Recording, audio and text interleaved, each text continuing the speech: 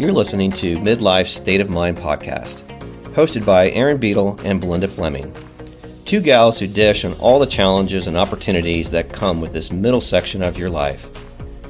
Each episode, you'll find yourself going between laughter and tears as they cover all the topics you need to know about midlife.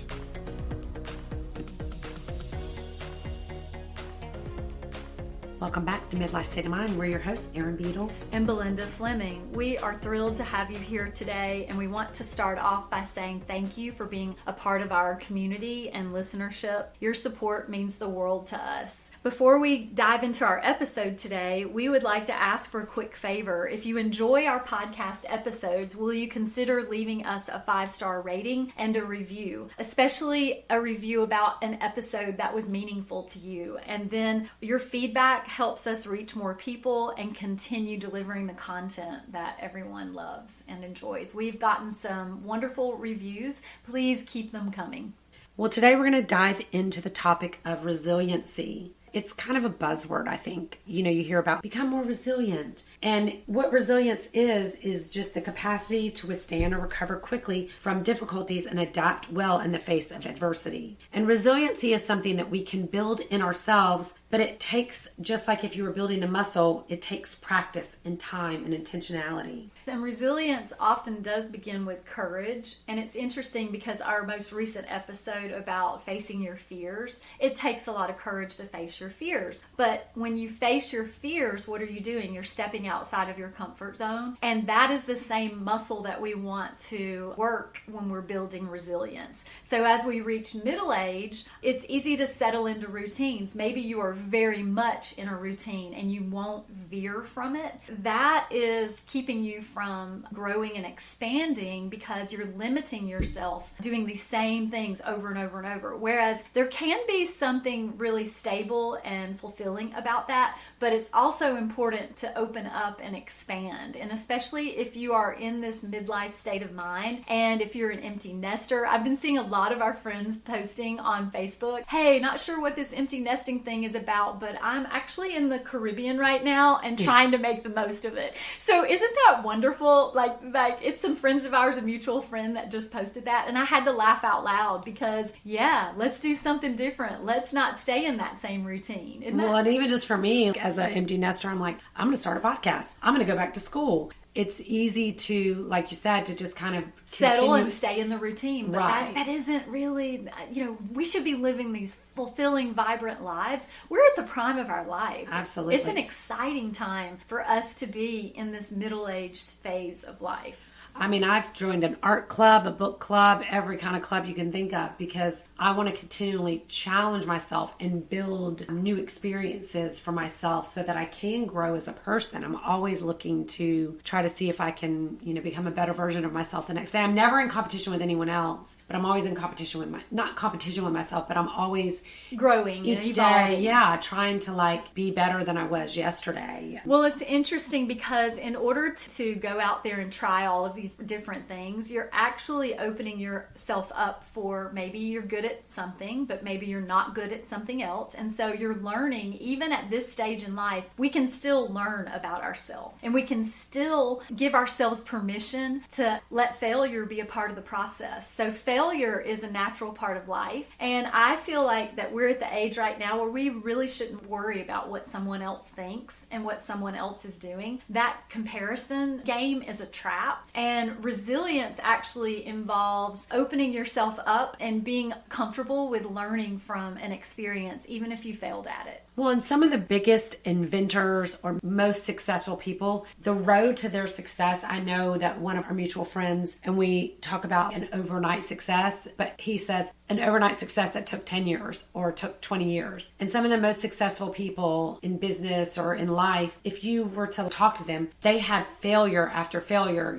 things that didn't work or like the Dyson inventor, the guy that invented the Dyson vacuum cleaner. I think he had don't quote me on this number, but 400 models before we're gonna fact check Erin after this episode, guys. I'm like, go ahead to Google. But I remember reading how he had all these prototypes before he finally got the one. also just even talking about that with podcasts. When I was doing research, the average person that launches a podcast does less than 7 episodes because you don't immediately get the downloads that you think like, oh, I have this great idea for a podcast and everybody's going to want to listen. But you're a nobody from the state of Maine. But it doesn't mean you shouldn't try. Absolutely. I was like, I'm doing it regardless of whether I have 1 download or I have, 5,000. So what we're saying is embrace the art of learning and embrace the art of setbacks being part of the process, because we learn and grow from the setbacks too. Yes. And it builds resilience. Absolutely. And especially that's where I think as children that we will do our kids a disservice if we make things too smooth for them.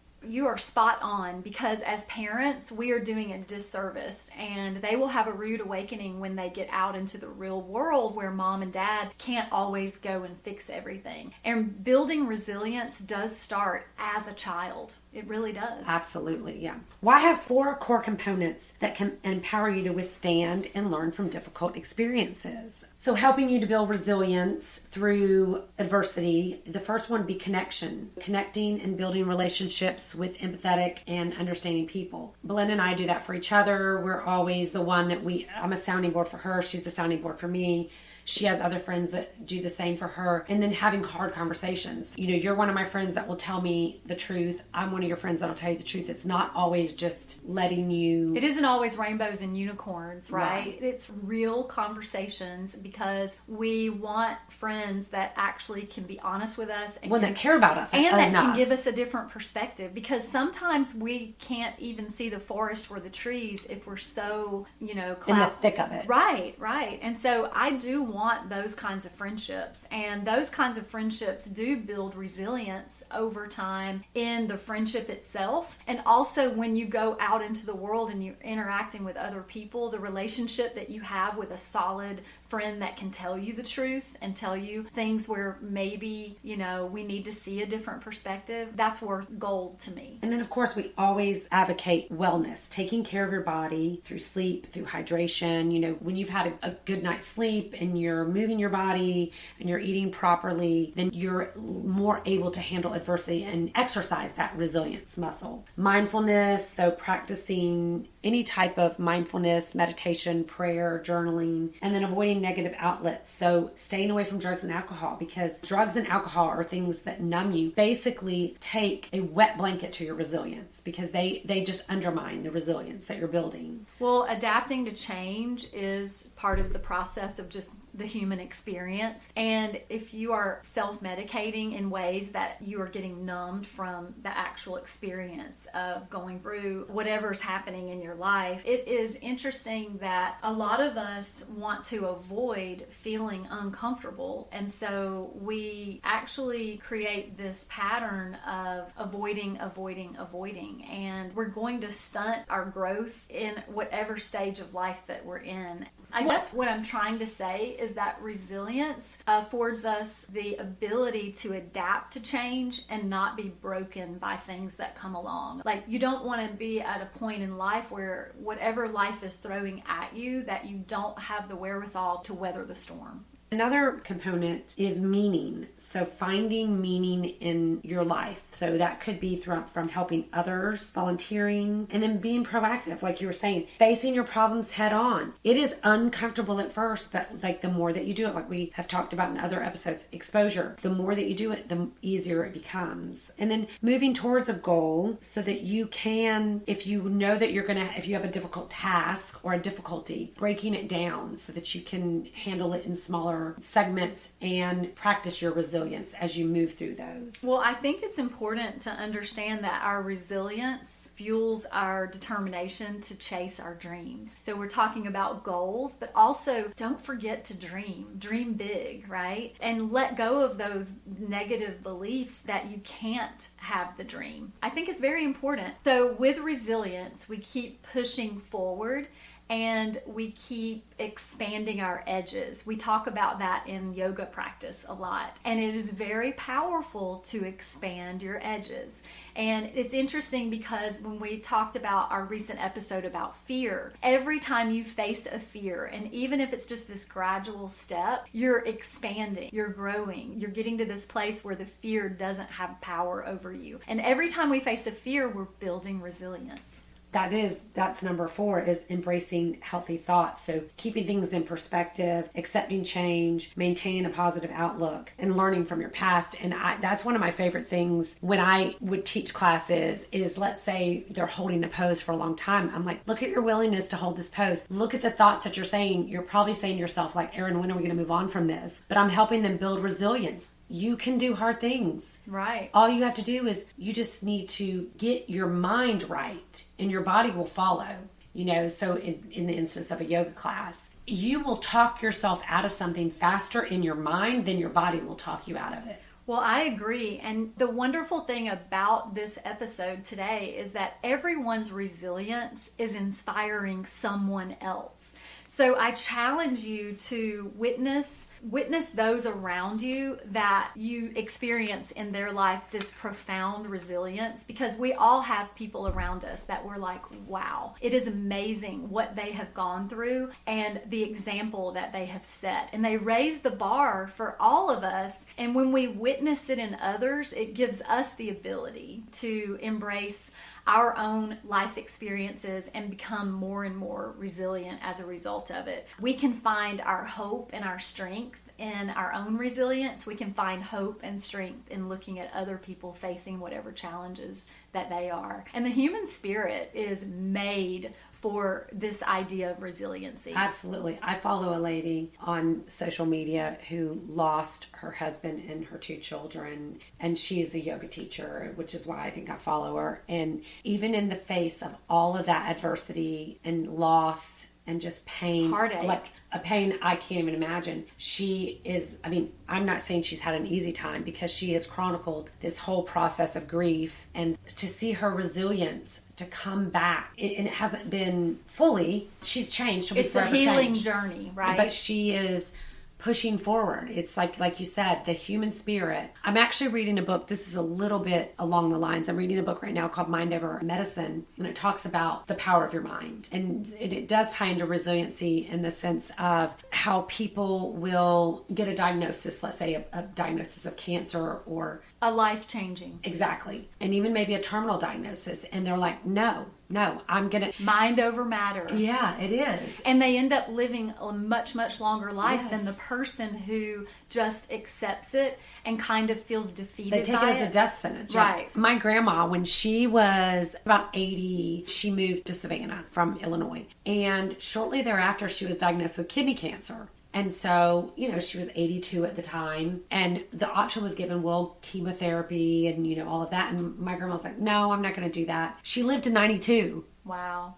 She never went back. Wow. But it was like, she just had the resilience. She had a very strong faith. So she's like, if it's my time, it's my time. And until it's my time, I'm just going to live my life. And I'm just going to be resilient and just get up each day and go for my walk. And, And that's exactly what she did. My grandma, I loved her. What was her name? Frida. Aw. Frida wore knee highs. My grandma had one pair of pants in her life. It's my mom's mom. She had one pair of pants that she bought one time when they went in the mountains. My grandma wore a dress or a skirt every day of her life. And once she got to be in her 90s, or in her late 80s, she stopped wearing pantyhose and would wear knee highs. Right. Well, when I'm 90, I'm going to wear whatever I want to wear too. Oh, yeah. I can tell you right now, sister, it is not going to be knee highs, because I'm like, I can remember as a little girl wanting to wear pantyhose so bad, and my mom said in 6th grade I could wear them, and then I just felt like such a grown-up. I wouldn't wear a pair of pantyhose if you paid me $1 million. I hear you. So, but yeah, so it is, your mind is super powerful. And so when you keep things in perspective and you keep this positive outlook, you're going to be building resilience. Well, in essence, resilience does determine our response to life. So the more we can expand and lead this idea, this lifestyle and this mindset that there are no failures that define us, failures actually just build more resilience. In essence, resilience defines us by shaping our responses to life's challenges. And we want to challenge every one of you to exercise that resilience muscle this week and every day, honestly. And practicing that during growth, we have this opportunity to embrace the uncertainty of growth and see it as an opportunity. And also, as we embrace resilience, we actually tap into even more of our potential as we move through life. Absolutely. Our podcast is a place where we can inspire each other to make positive changes and embrace all that life has to offer. Thank you for joining us today on this midlife journey together. We'll see you next week. Bye now. Bye.